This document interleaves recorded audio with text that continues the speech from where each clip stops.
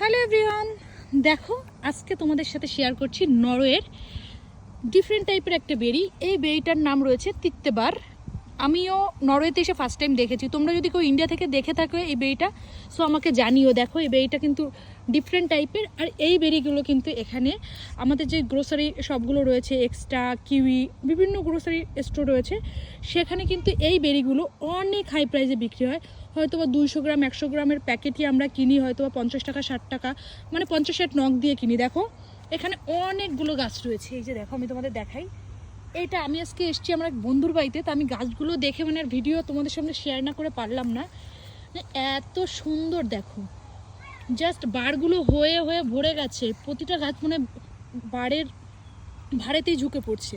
আর এখানে লাইন দিয়ে এই দিকে লাস্টে রয়েছে একটা অ্যাপেল গাছ। দেখো অ্যাপেল গাছটা কি সুন্দর। আর চলো দেখো, এই লাইনে এন্ডা রয়েছে।